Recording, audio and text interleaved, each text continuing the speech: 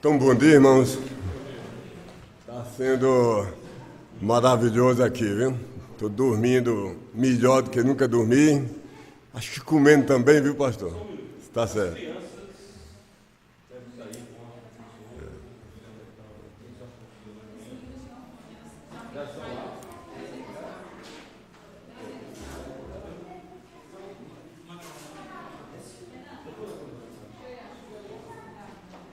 Então, irmão, qualquer canto, ou no acampamento, ou numa vigília, onde ficam os crentes, tendo assim 2, 3 dias de comunhão, é uma amostra grátis preliminar do céu. Se aqui é bom, imagine lá no céu, que vamos estar livres desse corpo de pecado e vai durar a eternidade. Então, irmão, vimos... Essa primeira parte nem precisa ir até lá, viu? Só fazendo. Nós vimos já 3 julgamentos, né? O julgamento passado, e que é o motivo de exultarmos, é que nosso pecado já foi julgado em Cristo. Depois vimos um julgamento presente, no dia a dia, que nunca termina enquanto estivermos nesse corpo.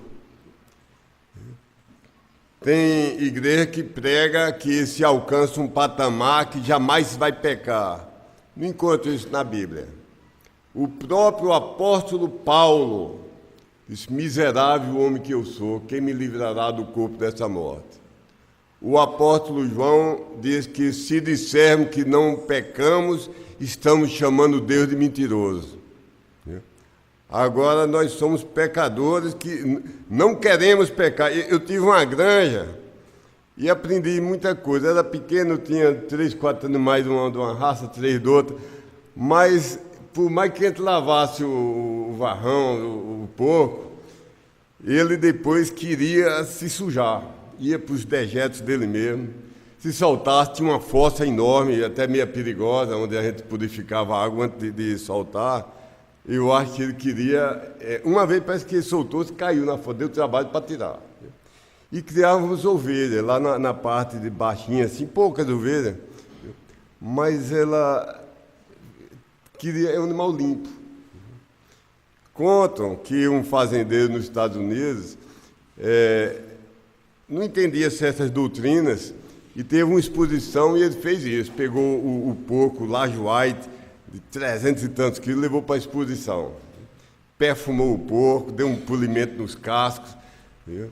E levou a ovelha. Passado o dia na exposição, foram premiados os 2. Quando ele chegou no caminhão e soltou, o porco procurou o poço de lama mais imunda que tinha e jogou ali. Aqui meu lugar é esse. E a ovelha, talvez esteja fantasiando um pouco, mas que havia um córrego, que havia algumas pedras, um lugar assim meio alagado, e havia algumas pedras, e as companheirinhas dela estavam lá do outro lado. Aí que ela foi procurando não se melar na lama, não cair na lama, foi pisando nas pedras.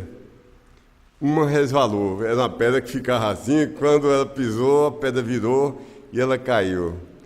Aí diz o fazendeiro que achou, o dono de animal é assim, ele acha até que o cachorro só falta falar. Quando ele quer passear, ele olha para a coleira e olha para mim, olha para a coleira e olha para mim. Diz: olha, só falta falar. Dono de animal, fantasia, viu? Aí ele disse que quando a ovelha caiu, saiu assim, envergonhada porque tinha caído. Aí ele entendeu. Ele disse: eu ainda peco, eu ainda posso me sujar com a lama. Mas antes eu era esse porco imundo, que o anormal para ele é estar limpo. Ele tem horror a estar limpo e gosta de estar na sujeira. E agora eu sou um filho de Deus. Eu ainda posso ser sujo com o pecado, mas não, eu tenho horror ao pecado. Me envergonho quando eu peco. Então, é a diferença. Viu? Nós fomos definitivamente salvos, nosso pecado foi julgado, mas enquanto trilharmos essa terra, nós diariamente não desejamos, mas nós cometemos coisas que não gostaríamos. A diferença do descrente é que a gente gostava do pecado mesmo. Agora a gente cai, mas se envergonha. Então a gente precisa diariamente de, Senhor, sonda meu coração, como nós vimos, vê se há em mim algum caminho errado, viu? E exercitarmos 1 João 1,9, né? Se confessarmos os nossos pecados, Ele é fiel e justo para nos perdoar os pecados e nos purificar de toda injustiça. Mas todo mundo aqui toma vários banhos por dia. Então a gente deve pedir perdão a Deus tantas vezes quanto fizermos durante o dia uma coisa errada, devemos pedir perdão a Deus para mantermos a comunhão. E talvez não tenha coisa que afete mais uma igreja do que amargura. Para mim, eu já li, acho que 5, 10, 15 livros sobre reavivamento. Para mim, se resume numa palavra: perdão e amor entre os membros. Todo reavivamento que eu participei, eu via diácono, vi pastor pedir perdão de uma mágoa que guardava de um irmão. E aí veio o irmão dizer: irmão, eu nem sabia que tinha lhe ofendido, mas me perdoe. Então se abraçavam, choravam juntos. Reavivamento para mim é só isso: se entregar para ficar sob o domínio do Espírito Santo diariamente. Vimos, por último, ontem, que vai haver um julgamento das obras do crente para galardoamento. Nós não vamos ser julgados mais para dizer ele vai ser lançado ao inferno porque pecou depois que foi salvo. Se fosse assim, todos nós perderíamos a salvação, a partir de mim. O julgamento é para galardoamento. O que é que você fez com o seu corpo, com sua mente, com sua inteligência, com a sua vida, depois que foi salvo? Escondeu o talento ou botou o talento para multiplicar? Serviu ao Espírito Santo ou serviu sua carne, sua preguiça, sua indolência, sua vontade de fama, de dinheiro? Viu? Então, vamos ser premiados e vamos ter muitas surpresas. Porque, como eu falei, que pode ter castelos enormes, feitos de palha e folheado a imitação de ouro. E quando Deus passar...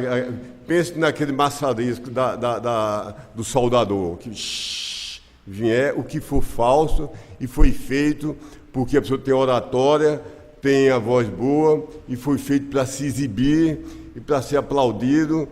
Você já teve sua recompensa se o seu objetivo era esse.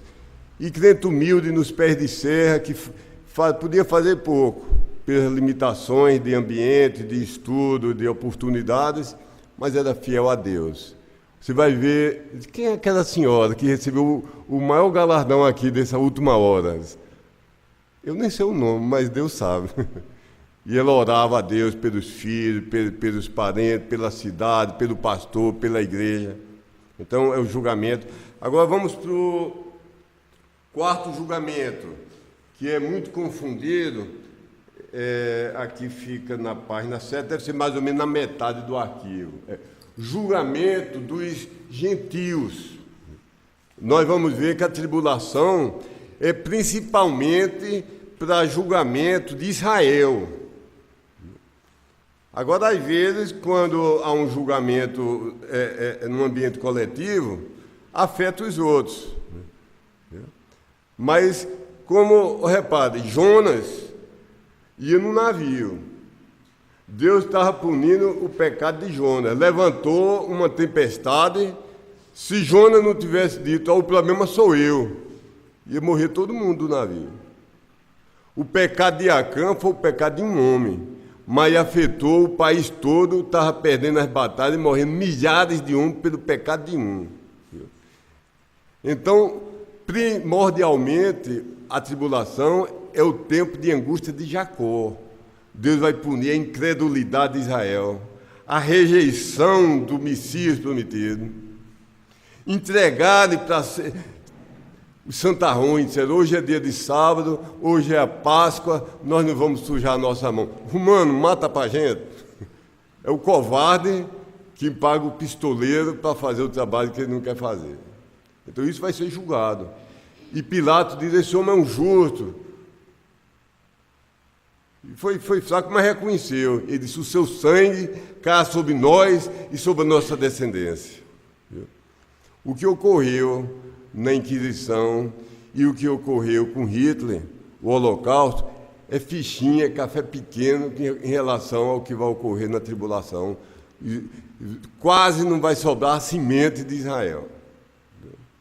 Eu não acho impossível que haja 30 milhões de israelitas espalhados no mundo e que ao final da tribulação só tenha 3 mil, 4 mil. É o tempo da tribulação de Israel. E esses mesmos 3 mil, 4 mil vão ser os que se converterem. Porque a maioria vai seguir o anticristo. Mas eu estou adiantando, eu digo, vamos, agora vai ter o julgamento também dos gentios. Tem julgamento separado. Você vai no fórum, não pega e diz: vamos juntar os presos desse mês e julgar tudo uma vez. Não é assim. Então, os gentios vão ser julgados separadamente dos israelitas. E isso é muito confundido. Muito crente confunde esse julgamento com o julgamento final. Aí nós vamos ver várias diferenças. Né? Deixe-me passar para essa tabela aqui, Ivan Becker. Viu? Essa tabela, pode resumir um pouco para ver se cabe ela de uma vez?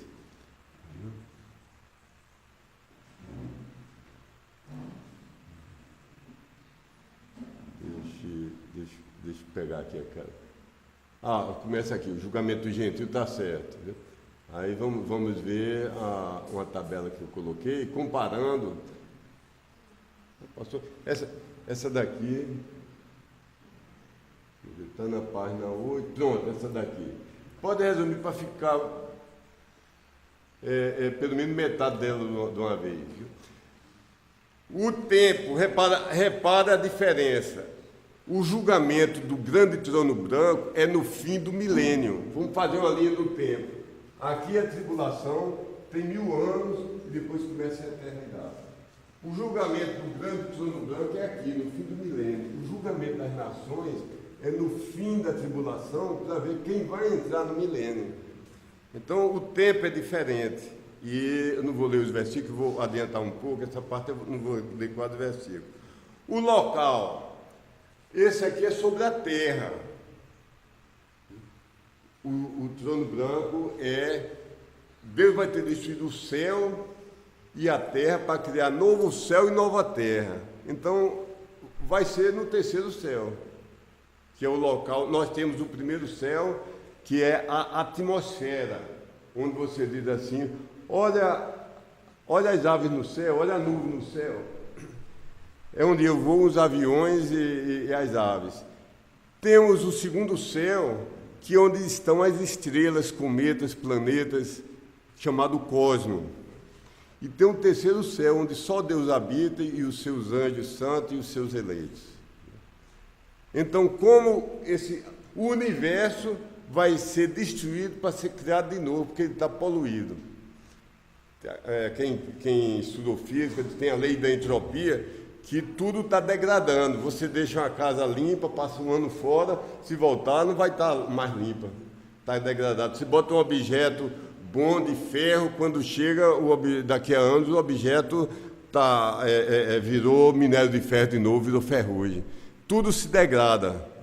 Eu olho minhas fotos de 18 anos, era uma coisa esquisita, com muito cabelo, a testa pequena, um rosto liso.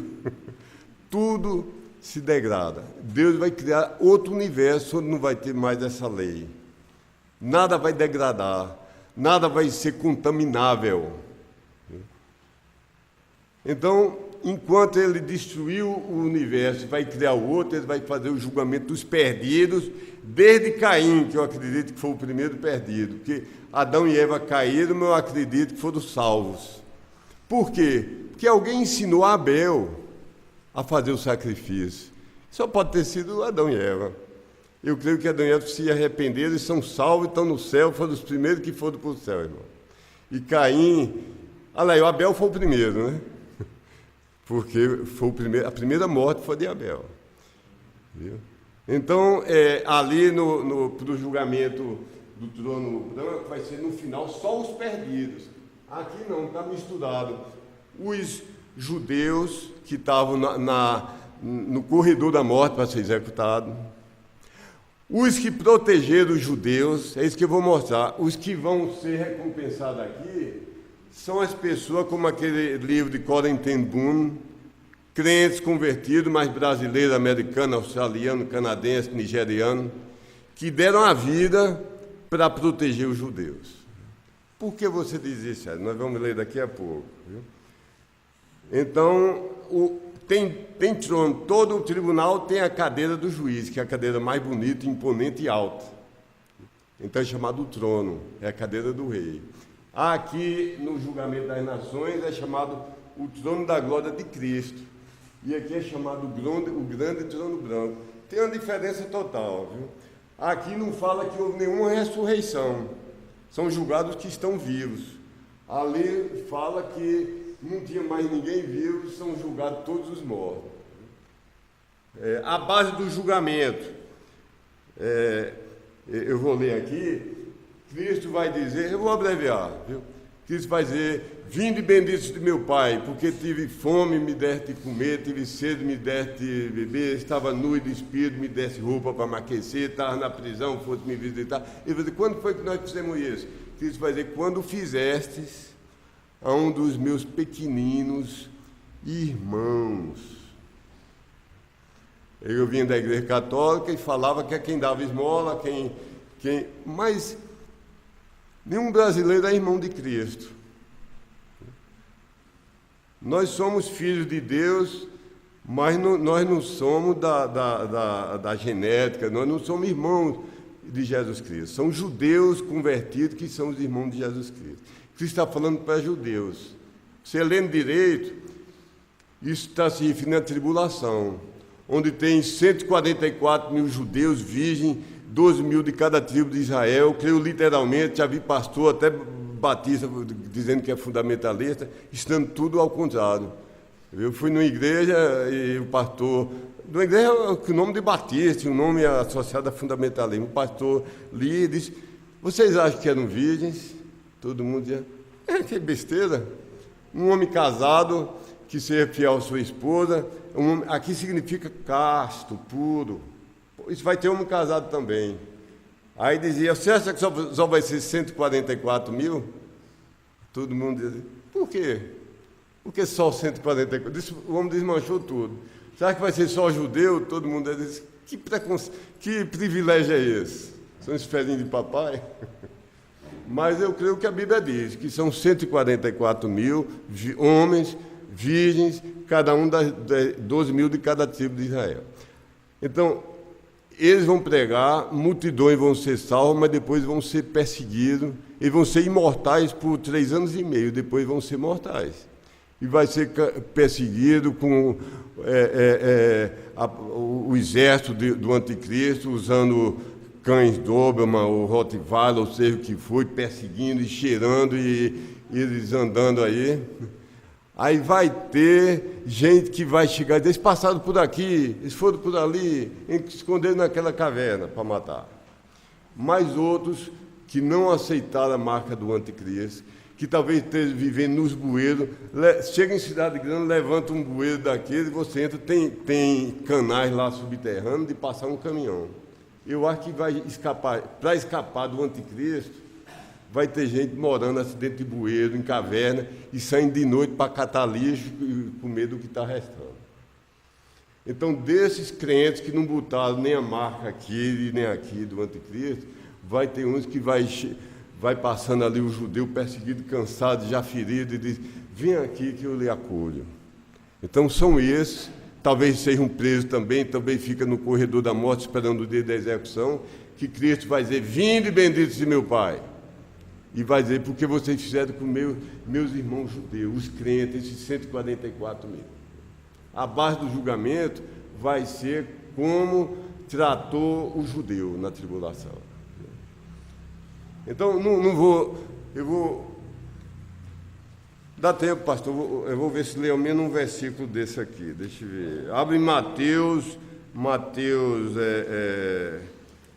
24 ou 25, vou ver aqui. Mateus 25,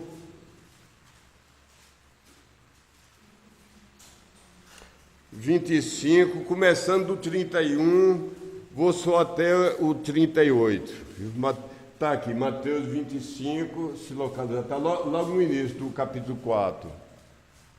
Acho que é aqui. Viu? Mateus 25, vou começar do 31. Viu? Do 31, viu?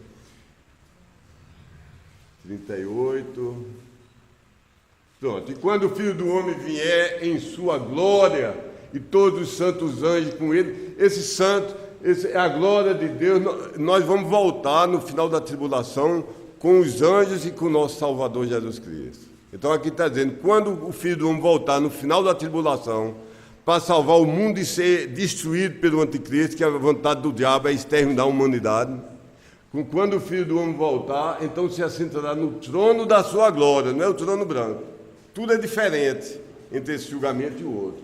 E todas as nações serão reunidas. Lá no trono branco não fala de nações. Todas as nações serão reunidas diante deles e apartará um dos outros, como o pastor aparta dos bodes as ovelhas. E porá as ovelhas à sua direita. Por isso que eu não gosto de esquerdismo nunca. Viu? Vai porá as ovelhas à sua direita, mas o bode à esquerda. Então dirá o rei aos que estiverem à sua direita: vinde benditas de meu Pai, possuí por herança o reino que vos está preparado desde a fundação do mundo, porque tive fome e deste-me de comer, tive sede e deste-me de beber, era estrangeiro e hospedaste-me, estava nu e vestiste-me, adoeci, visitaste-me, estive na prisão e foste ver. Então os justos lhe responderão dizendo, Senhor, quando te vimos com fome, Jesus Cristo? Quando te demos de comer, ou com sede te demos de beber? Eu não lhe vi pessoal e corporalmente. Ele vai dizer, eu estou falando figurativamente. Ele vai dizer, em verdade vos digo que quando o fizeste a esse dos meus pequeninos irmãos, a base do julgamento vai ser essa, a mim o fizeste.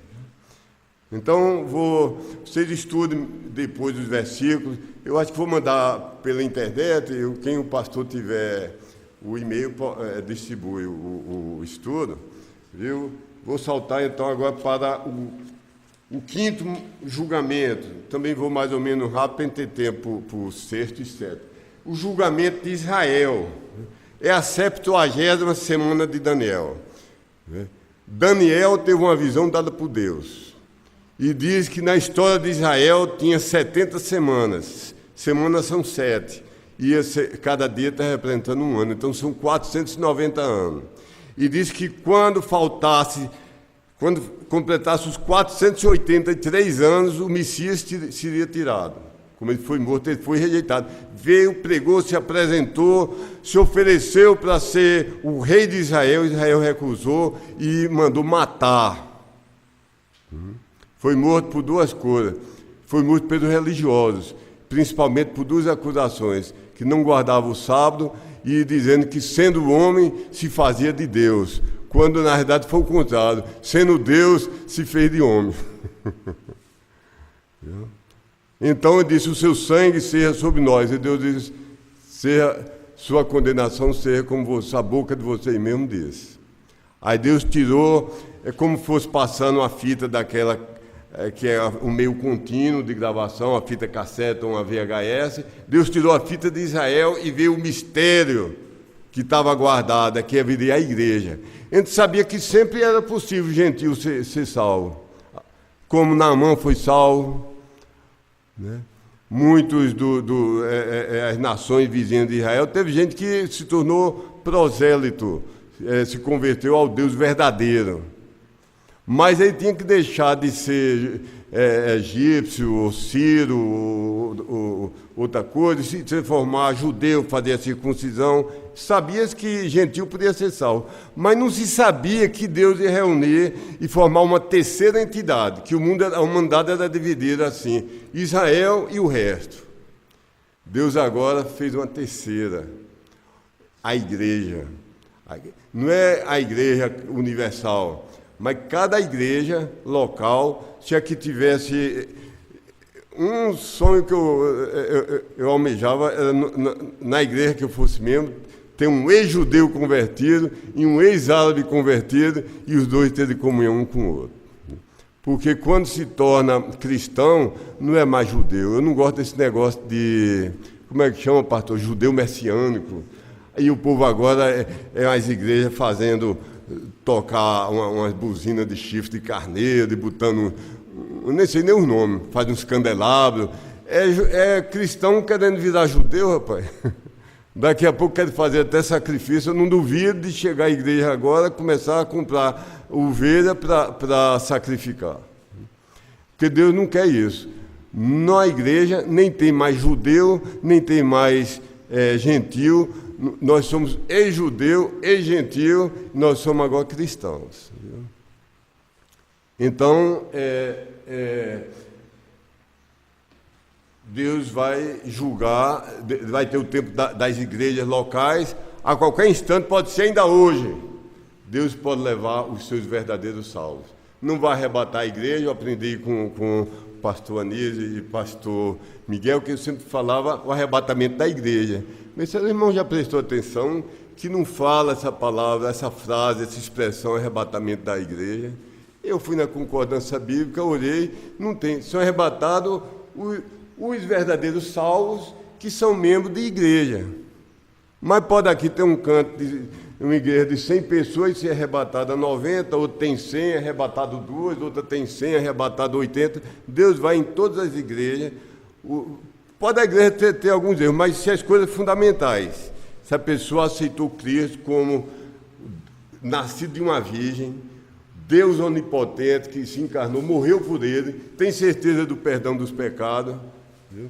Então, tem algumas coisas que pode estar errada, mas está salvo, porque as coisas mais essenciais ele creu. Né?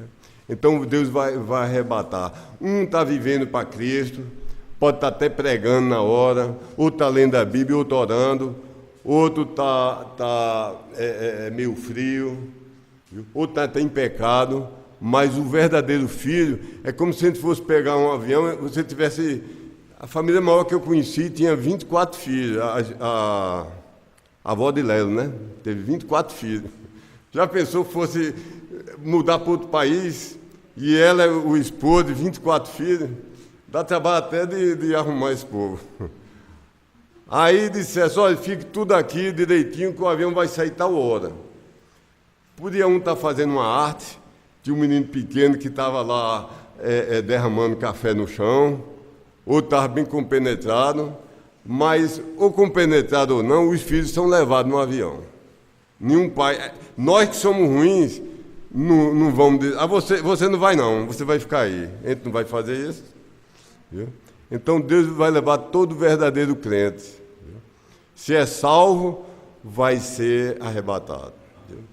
Aí depois vai ter o julgamento de Israel. Viu? Eu vou... ler só alguns versículos, diz que ele é primordialmente para Israel. Viu? Por exemplo, em Daniel 12:1, diz, naquele tempo se levantará Miguel, o grande príncipe, um ser angelical, que se levanta a favor dos filhos do teu povo, e haverá um tempo de angústia que nunca houve, desde que houve nação até aquele tempo. Nem a Primeira Guerra Mundial, nem a Segunda, nem a peste bubônica, nem o Holocausto, nem Hiroshima, nem Nagasaki, nem o sofrimento que vai haver naquele tempo, não tem precedente, nem vai ter outra coisa pior depois. Nos cálculos mais moderados, eu acho que 3/4 da humanidade é morta. Se você ler o livro do Apocalipse, caiu um corpo na terra, do céu, caiu na terra e morreu um terço dos homens. Caiu não sei o que, incendiou um terço da floresta. Caiu não sei o que e afundou todos os naus e todos os peixes do mar foram mortos. Você faça as contas que pelo menos 3/4 da humanidade é morta. Já pensou? Pega a cidade onde você vive. Você vive em Campina Grande, tem quantos? Uns 600 mil habitantes? 400 mil, né? só restar 100 mil. E assim mesmo, queimado pelo sol, vai ser um sofrimento terrível. Porque os que escaparem vão procurar a morte, Tonho. Vão dizer, montes caiam sobre nós. E vamos tentar, a morte vai ser retirada 6 meses. E os gafanhotos com o poder do veneno do escorpião. Minha avó foi mordida chama, o pequenininho chama lacral, né? Ela disse que foi a maior dor que doeu não sei quantas horas seguidas. Aí ela pensou, onde você abrir a geladeira, lacral, ou lacral não, como é escorpião. For caçar o sapato, escorpião. Abrir o carro, 200 escorpiões. Correr para a rua, 3.000 escorpiões, tudo lhe picando, pá. Os homens vão procurar, eu quero morrer. E pode dar tiro na cabeça, pode botar espingarda 12, pode se enfiar uma faca. A morte vai ser retirada. E eles vão chorar, diz que de dor vão mastigar a dor, vão mastigar a língua. Eu nunca vi uma dor que a pessoa mastiga a língua, mas vai ter essa dor aí. Eu nunca passei por dor de parto, mas que os homens vão sentir a dor de parto. E vão estar andando, tem versículo que diz com a dor no lombo, meu Deus, me mate logo, me mate. Vai morrer 3/4 da humanidade e o sofrimento. Por quê? Porque rejeitaram o Messias. E esses que estão fazendo isso é que aceitaram o anticristo. Eu tenho a esperança e oro que todos nós aqui já somos salvos.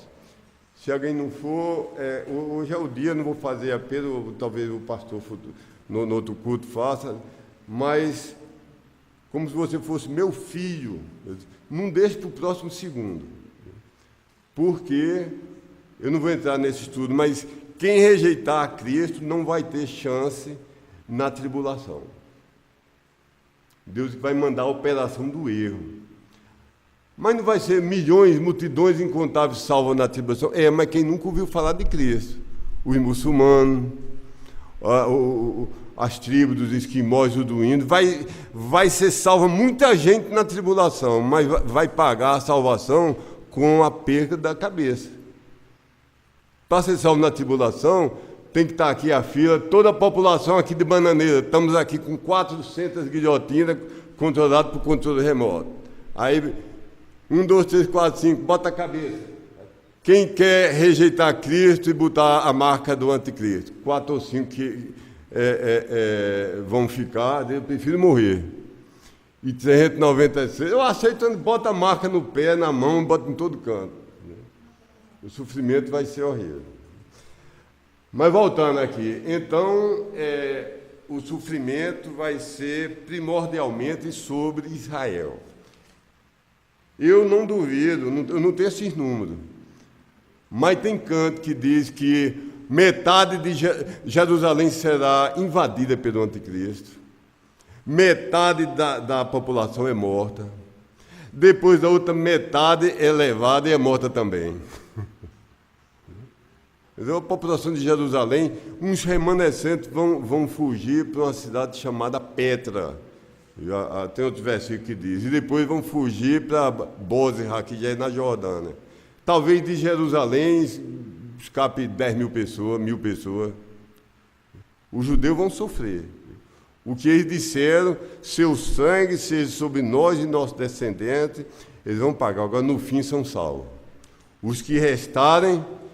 E quando o anticristo disser, pronto, amanhã, quantos judeus restaram do mundo? Dos 20 milhões. Nesse mês matamos quantos? 19.900 e não sei quanto. Quanto está faltando? 7.000. Para amanhã não sobra nem a raça. Não vai sobrar um homem para continuar. Vai ser espécie em extinção. Aí vão chorar. A Bíblia diz, como quem tem um filho único e perde aquele filho único. Eu tive 4 filhos, sei a dor de perder um. E o filho único, ele quis ilustrar, talvez seja maior a dor, não sei. Cada filho, para mim, é filho único. Aí volta o Messias. E eles vão pensar que é a primeira vez que o Messias está vindo.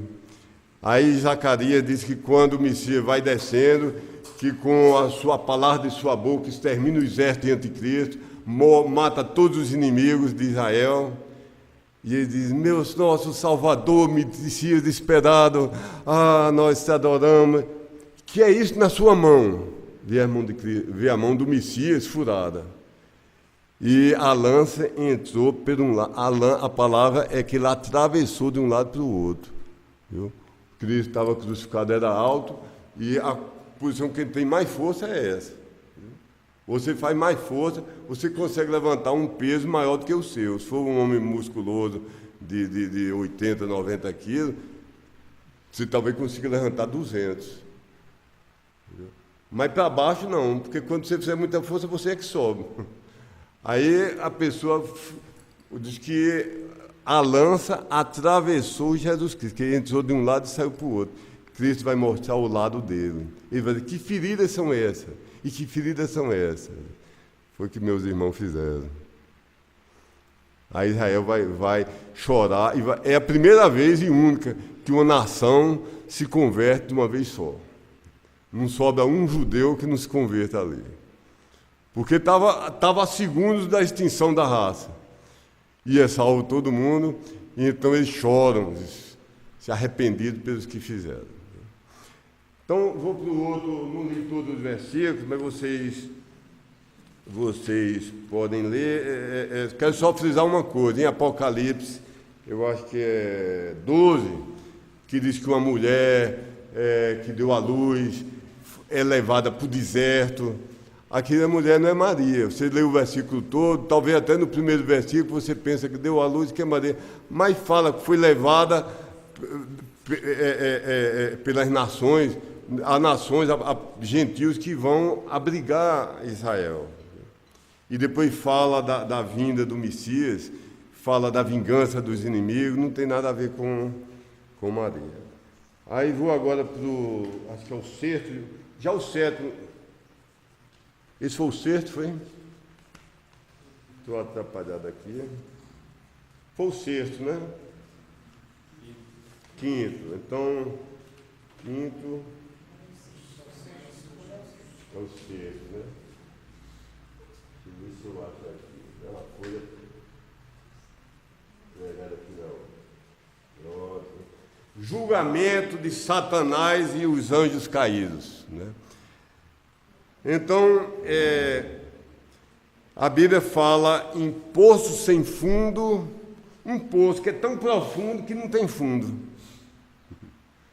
E fala em abismo, e são a mesma coisa. E eu quero submeter a vocês, que não está explícito dizendo explicitamente, o poço sem fundo e o tártaro são a mesma coisa. Mas juntando algumas coisas, Deus deu a mente para a gente. Olha, se uma coisa, por exemplo, se o pastor Anísio é o diretor Anísio do colégio estadual lá em Soledade, e se o pai de família Anísio é o diretor do colégio estadual, a gente conclui que os três são a mesma pessoa exercendo diferentes funções na sua vida. Então Deus deu inteligência e deu lógica. Então num canto fala que o diabo é lançado no abismo sem fundo, no outro canto é poço sem fundo, e no outro fala em tártaro. Eu quero sugerir que é o mesmo local, é o inferno particular dos demônios.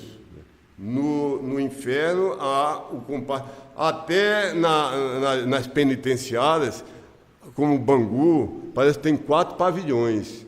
E é um pavilhão que é para uns presos, se soltasse, mata um ao outro. Eu acho que soltasse os demônios, eu não podia matar, que já estava morto, mas era uma briga lá no inferno. Então, a Bíblia diz o seguinte, Apocalipse 20, versículo 2, diz: ele prendeu o dragão, a antiga serpente, que é o diabo e Satanás. Olha, dragão, diabo e Satanás é a mesma coisa, e serpente. E amarrou por 1000 anos. Quando começa o milênio, aqui teve um milênio, aliás, aqui é a tribulação e começa o milênio.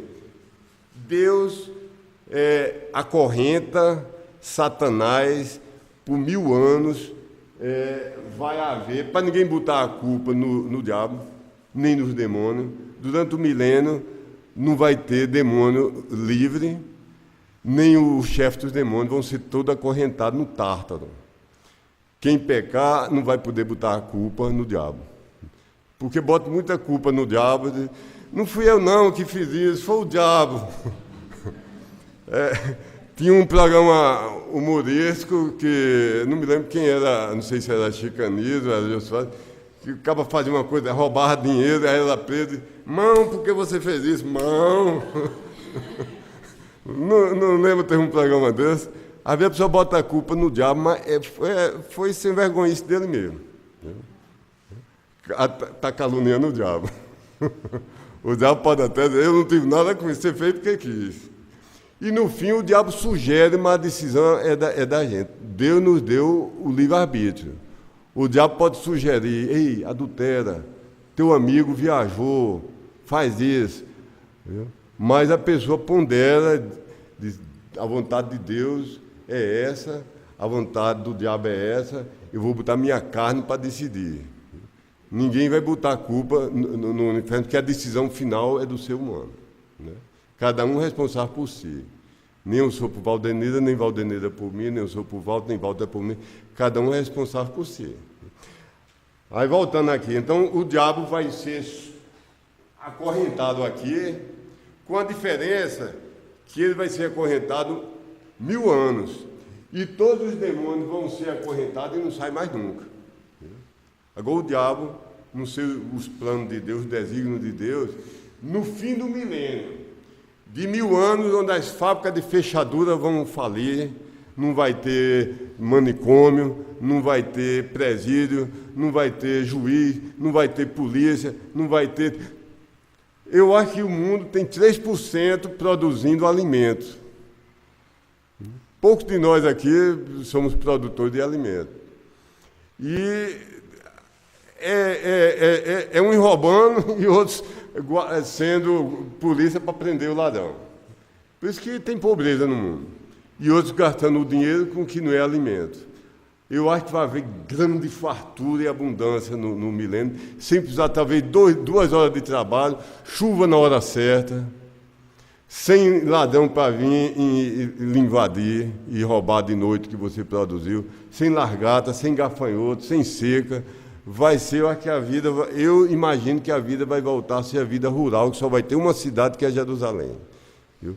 Quem inventou a cidade foi Nimrod, foi a descendência do mal. Deus, eu acho que fez a gente para viver num terreno, não precisa ser grande, com chuva, um terreno talvez de meio hectare, você tem comida para dar. Viu?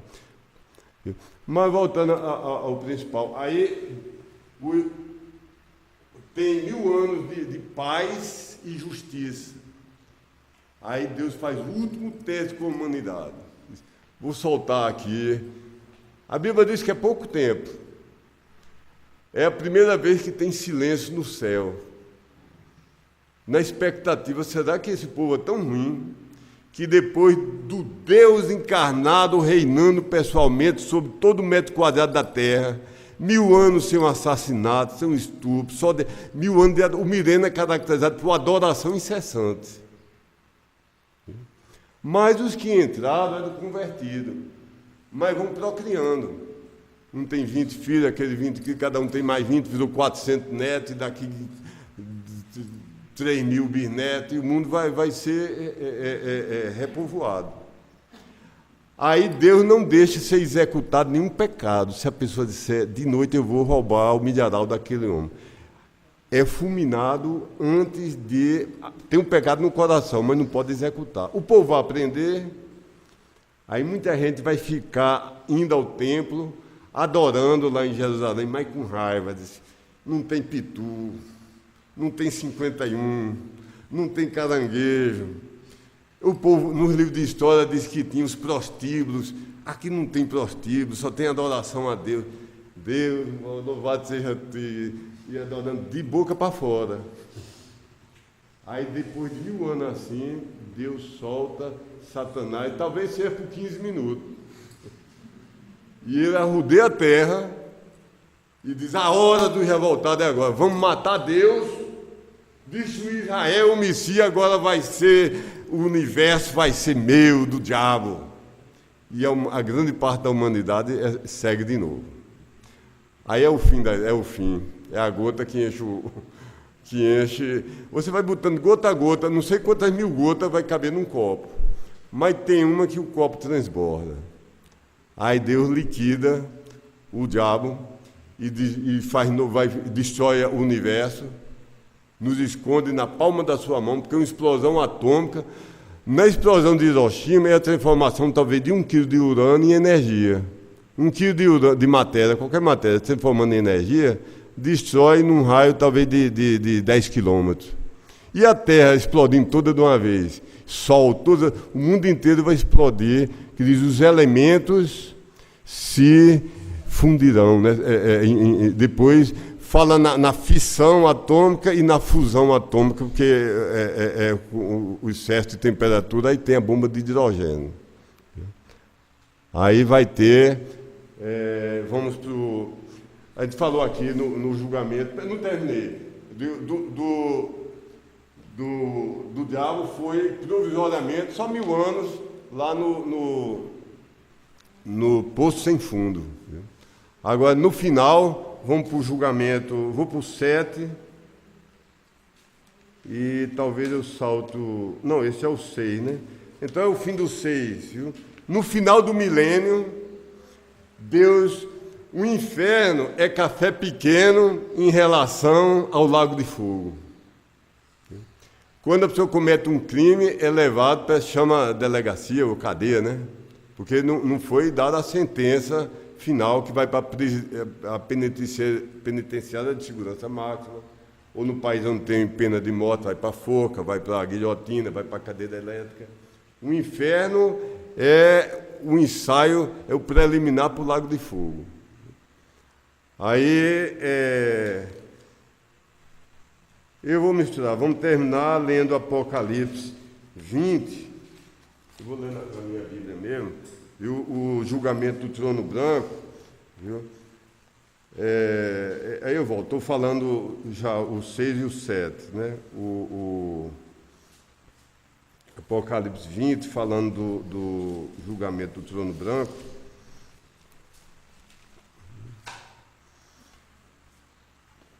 Começando do 11.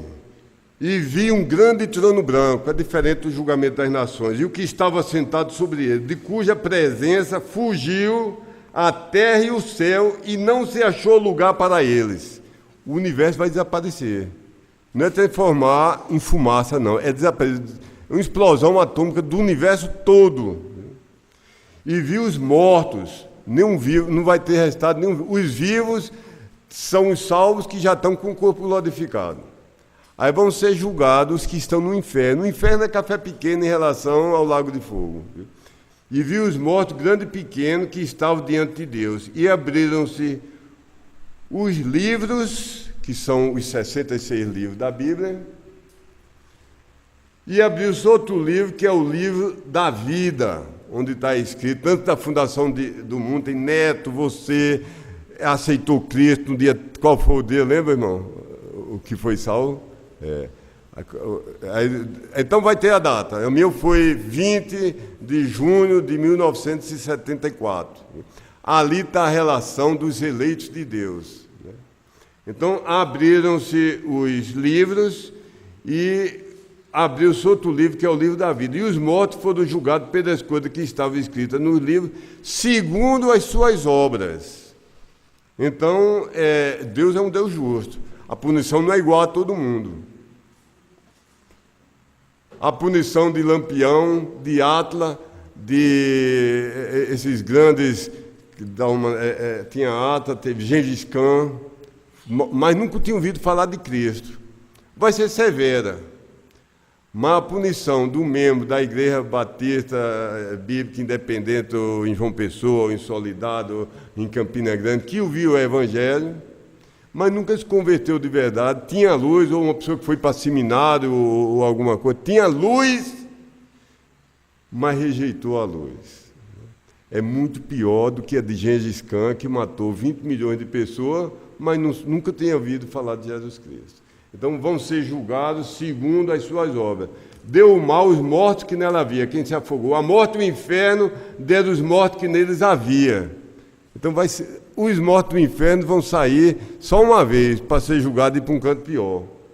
E foram julgados cada um segundo as suas obras, e a morte e o inferno foram lançados no lago de fogo. Como é que a pessoa diz que inferno e o lago de fogo é a mesma coisa? Se você diz, joguei a batata podre na lata de lixo, são coisas diferentes.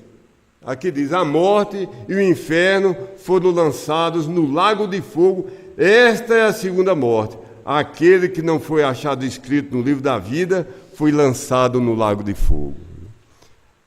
É como se tivesse lá Deus julgando e abria e vinha de pessoa em pessoa e chegava uma pessoa e diz: olhe, por favor, eu fui a 2 seminários, eu fui um pastor, eu fui na televisão, eu fui...